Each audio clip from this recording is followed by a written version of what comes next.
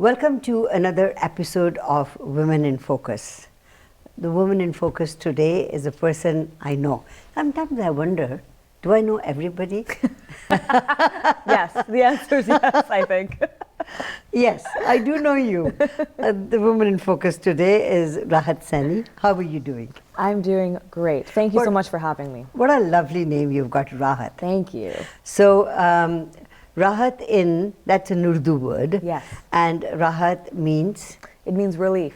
Relief. I wonder why your parents named you. I know, me too. Sometimes I'm like, were they hoping for something when they named me that? But actually it wasn't my parents. It was my Biji, my maternal grandmother who found the names. She was separated from some family members in 1947, as a lot of people were. Yes. And she was visiting some family members in Pakistan right before I was born. And she met some little girl there whose name was Rahat. And she loved the name so much that when she came back, she was like, it has to be. You're having a baby, and it has to be named Rahat. And so I lucked out, and I got a beautiful name. That is a lovely name. Now, Saini is your last name. Yes. I have known your parents for a long time. Actually, when they were dating each other, quietly, behind their parents' back. I want you to come over and tell me all the tea about my parents when they were dating. Yes, today we won't. Okay, fine. Not today. Today we're going to talk about you. Okay. So I understand you got into acting. Yes. How did that come about? Yeah, I mean, I've been performing, I think, my entire life. The earliest story I've been told is that I was about 1.5 years old and still like in diapers. My mom, in fact, was taking me to the bathroom to change my diaper. Right. When I started singing a full Bollywood song. Oh yeah. I started singing Oh Jana Jana, like Salman Khan, okay, from I don't even remember the name of the movie. Right. And my mom is like holding this child who can barely speak. Like I could hardly talk. Yes. But I was singing a full song, and she was like, "What is this child that I've created?" And so I've always been a performer like my entire life, and it started off with singing and a little bit of dancing when I was young. But I started acting when I was 10. Wow. And I loved it the second I tried it. So I want to tell our viewers that you're going to be in a Hallmark movie. Yes. Okay, let's talk about that a little bit, whatever you can tell us. Yeah, absolutely. This is really special to me. It's the first project I've been involved in to such a degree. This amount of time that I've spent on set is the most I've ever had on any film set. So it's pretty significant to me in my, slowly and, well, I guess not slowly, fastly building career. Yes. Knock on wood. But yeah, I'm really excited about this project. It's called Make Me a Match. And it's a Hallmark film that features Hallmark, which is a huge company. It features their first ever South Asian wedding in a film. And that is a big detail because this company has such a wide reach and a huge influence in so many parts of the world, not just in America or anything, but globally. They have huge reach. Yes. And a lot of people love Hallmark films. I've learned by talking to lots of people, and it's all rom-com, right? Exactly. This is a rom-com, and I grew up watching rom-coms, so it's very special to me. Jane Jana. Oh, exactly. It's very special to me to be a part of one, and yeah, the story revolves around the central female character. Her name is Vivi, played by Eva Bourne, who is a local actor from Vancouver, and she's this white woman whose best friend is played by me, Neela, and so she has a bit of understanding of Indian culture already because I'm her best friend. But basically, she discovers that the dating app where we both work doesn't work very well. Like, it has a very bad success rate. It's quite low. And she discovers this after her own relationship, which started on that app. It blows up. And after discovering this, she sees this commercial with a matchmaker on TV, like an Indian matchmaker, probably inspired a little bit by like Seema Auntie from Indian matchmaking, maybe just a little bit, and played by Rekha Sharma, who's also from North Vancouver, and a fantastic actress. And so we see this commercial, and my best friend Vivi and I are like, this is incredible. Their success rate is so high. Yeah. Because these arranged marriages, this matchmaking, what are they doing that they're lasting? Yeah. And basically we set out on this mission to try and convince the matchmaker to be a part of our, our app in some way, to lend her powers to us so that we can figure out what makes her method so good. Yes. And that's how Vivi ends up becoming a client of the matchmaker. So this white woman engineer at this app becomes the matchmaker's client and is now going through an arranged marriage process with the matchmaker, all while spending a lot of time with her very handsome son. Played by Rishi Koda. So it's like there's a bit of, they're spending a lot of time together while trying to find her a match. Yes. And maybe somewhere along the way they might fall in love with each other. I don't know. It's a rom-com. Oh, I see. It sounds like a very easy sort of a story. Yes. And yet very entangled as well. Yes, exactly. It's like, it gets emotionally complicated because they're not supposed to fall in love. He's supposed to help her fall in love with someone else, but it's a rom-com and nothing ever gets too bad, and that's part of the fun. Is it on air at the moment, or is it? It will be coming out on Saturday, June 24th, and on the W Network in Canada. So when this program airs, which Yes. will be a day after that. Yes. So you'll be airing on the 25th. Yes. So it has just been released. It will have come out, and hopefully people have either recorded it or they'll be able to catch it online. I think Hallmark has the option available to watch it through their channel, as well as other streaming platforms that air their stuff. Yeah. So are you nervous that it's going to be seen, or are you excited? That's the word. I'm excited. Honestly, I'm excited. I think it's going to be really cute. And there's something about romantic comedies that's really special. They Yes. are, people can write them off as being just like not that deep, and I get that. But Yes. I think there's something about the escapism and the joy of watching two people fall in love, two Yeah. unlikely people, they have their little issues and then they figure it out and all is well, Happy ending. Exactly. And I loved that growing up, so why shouldn't people have that now? I'm a big supporter of the return of rom-coms. We're talking to Rahat Saini, who's our Woman in Focus today. Don't go away. We'll be right back.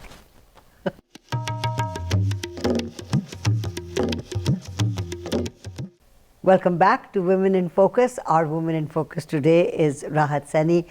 So Rahat, we were talking about is this your big break? No, you've had other stuff. I mean, we'll see. Hopefully it's one of the big breaks coming up, and I'm sure there's going to be more. But there have been some other projects on the way. So you mentioned, let me take you back. Yes. You mentioned that at 10. I started acting. So what did you act in at the age of 10? Back at that time, it was mostly just like school plays and acting classes, like within the school environment. And it was, this is in India. I lived in India at the time. And so at the age of 10, it was just like a class at school. And I just loved it. Yeah. And as I got older, we moved to Canada when I was 13. And in high school, I did choir and vocal jazz. I did singing still, but I spent a lot of time in the theater. And I think I've always known since I was a kid that all the best actors have their training in theater. And I don't know if that's, maybe I shouldn't say that so boldly, but I've always believed that. Yes. And I've always wanted to build my roots there, and I've always loved what theater can do. I think it's irreplaceable, really. It's instant, isn't it? Absolutely. The adulation or the criticism is It's instant. instant, and there's nothing like that for the performer. The instant gratification of that for the performer, whether it's good or bad, whether people love it or hate it, if they laugh or they cry or they gasp, it's all right there, and it means a lot to the performer to get that connection with the people that are receiving their work, right? That's beautiful. And so I've loved theater ever since I was a kid. That's where I started acting, and I still do theater when I can. In fact, I just finished a play. Oh yeah. And so I started taking theater more seriously in high school, and it became sort of the place where I met community, I would say, being a kid that grew up in India for 13 years, but was Canadian the whole time because I was born here. Yeah. And then moving to Canada and being sort of Indian. Right. After moving here, and it was a little bit of a switch up, and yet made me feel like an outsider in most places. And and it was interesting because there's a lot of South Asian people in Surrey where I went to high school, but the cultural differences were still clear. And there was still, it felt like a bit of a divide back then. One that was a bit hard to cross. And so theater became this sort of beacon of safety and hope, as it does for a lot of people, queer people and people of marginalized identities. And I was both, and although I didn't know it at the time, and so I went to theater in high school, and I loved it so much I knew I wanted it to be a big part of my life. Although at the time I didn't know I wanted to be, well, I did know I wanted to be an actor, but I wasn't yet fearless enough to go after it with all my might, as I became shortly after. So I went to the University of Victoria with the plan to study theater, but intended on teaching it, like getting a degree in education eventually. Right. But it was pretty soon after I arrived at UVic and got cast in my first ever production. It was like a student production, post high school, just the first thing I ever got cast in. And I was like, yeah, no, who am I kidding? Like, this is what I want to do. I want to do this for a long time. And you know, I respect teaching a lot as a profession, and I think I will teach. It runs in my bloodline. My great-grandmother was a teacher, and my grandmother was a principal, and I have an aunt teaching now. And I've taught already. I've taught kids and youth, and I will keep making it a part of my life, but I never want it to be a backup plan. Yeah. And I feel very strongly about that. That's very nice. Now, you talked about family, mom and dad, so being born and brought up here, you are number 2 in the family, right? Yes, that's right. So 3 sisters? 3 sisters. We have a fourth older sister who is like, I guess technically a half sister. She hates that term. So if it's on the record, Kim Didi, I'm sorry I said it. But we have a half sister as well who lives in England. And she's a bit older than the rest of us. But in my family unit, I'm the middle. Yeah. Okay. So mom and dad are now living here or are living in India? No, my parents live here. My dad spends some sort of part-time in India because we still have the home where I grew up. That property and the management of it takes a lot of hands-on work. Yes. So he spends a lot of time there, but he comes back for the important stuff. Thankfully, now that flights and stuff are not as restricted as they were COVID a few years happened ago. in between, right? Yeah, he was trapped in India for a significant time during COVID, and that was really hard on all of us. But he's coming back today, actually. Oh, that's fantastic. By the time fantastic. this airs, he'll be back home. So growing up in India, and then coming here as a teenager, and growing up here, what were the main differences for you? I think it's really fascinating how the value systems of certain communities can be different based on just circumstances and demographics. My family, because my parents moved to India after living here already, they had, immigrated to Canada individually, met here, as you know, got married here and had my older sister and myself. And then they moved to India and lived in a city. And we lived close to Chandigarh. And that's where I grew up. And just their values from who they are and their era, as well as then living in a contemporary society, modern city life in India to some extent, they're actually quite open-minded. Yes. And I've never experienced what a lot of brown girls that I went to school with sadly have experienced, and many continue to experience. Yes. Just like the limitations on their behavior and the values culturally, especially in the Sikh and Punjabi community, which is mostly what I can speak to, of course. Yes. But the values that really, want to draw boundaries on freedoms for their kids, especially for their girls. And sexual orientation as well. Exactly. Yeah. And, I came out to my family as bisexual only a couple years ago. Yeah. And how was it for them? It was honestly, as far as how challenging things can be for people, taken over quite well. I think my mom had a bit more of a challenging time with it. I think it's hard to imagine when you've imagined your child being straight forever, a difference in that, so I have empathy. I have empathy for that, but they've never been unsupportive. And my dad literally, like, when I told him that I was queer, he just sat there and was like, okay. And I was like, you have anything more to say than that? And he was like, what do you want me to say? Yeah. And I was like, can you tell me that you love me and nothing has changed? And he was like, of course I love you and nothing has changed. And I was like, okay, good. And that was it. And I'm bawling and they were like, it's fine, just come hug me. So it worked out pretty good, actually. Wouldn't you want that for all the kids? Oh God, absolutely. Yeah. And I hear, understanding parents. Absolutely. And I never take it for granted. I have a 17-year-old sister. Yeah.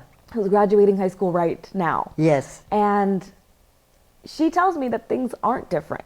They're the same. For some girls, they're the same. And I think part of it, or what I've deduced, obviously I can't be sure, is that I think sometimes the families that moved here in a different time, in a different era, they are often holding on to what they believe to be cultural values in that bubble. From a different time, from a different place. And I can understand and have empathy for how, if you are moving to a land where, especially when they moved here, they're facing all this discrimination and otherness, how hanging on to these cultural values becomes your identity. Yes. Right? I can understand that. Yeah. But maybe because I've had the privilege of living in India and having a cultural identity in a different way, I just don't align with any cultural values that limit my freedom. Well said. Well said. Thank you. Rahat Saini, who is an actor, is our Woman in Focus today. Don't go away. We'll be right back. Absolutely.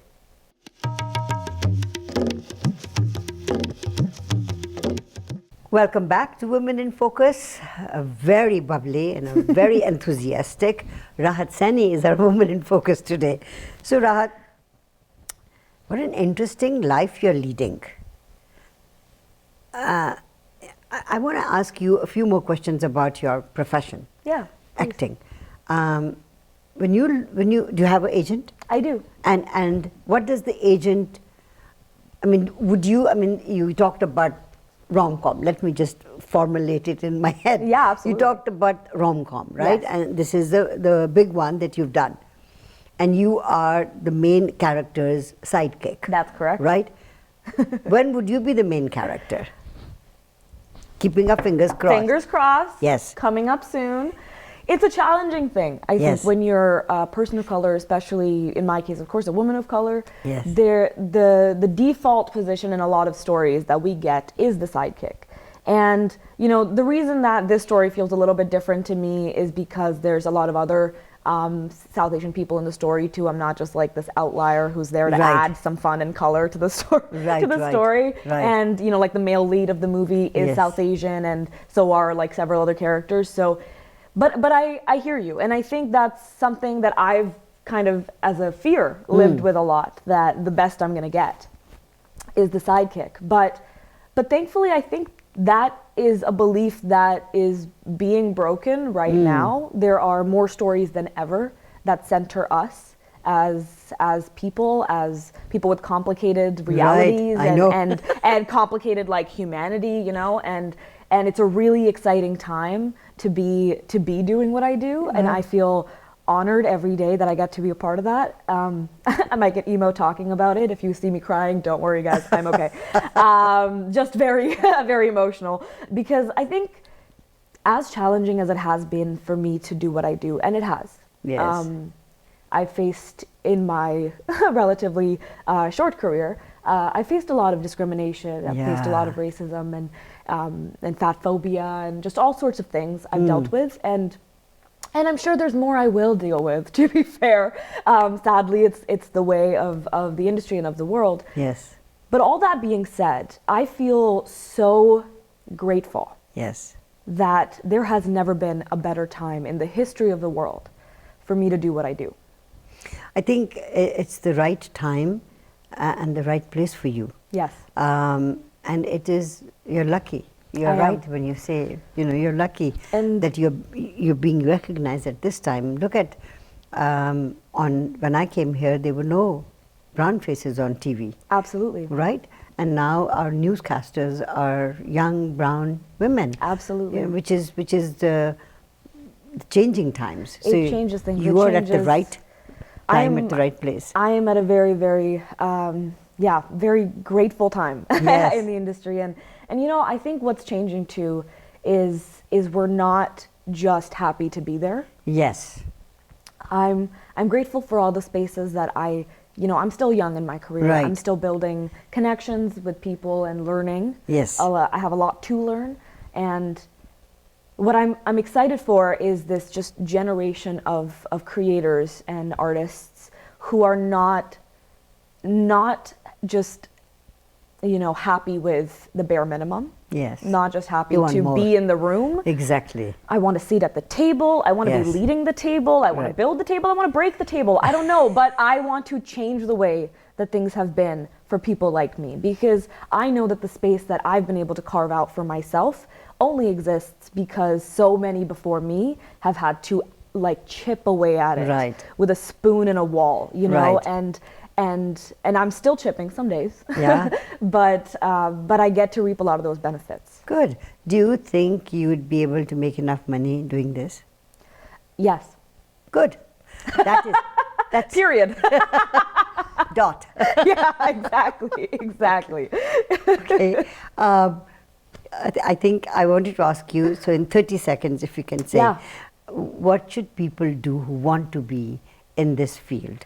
I would say the most important thing is to learn, to remain constantly open to learning, to train. Perfect. I don't think everyone needs a 4-year degree like I have.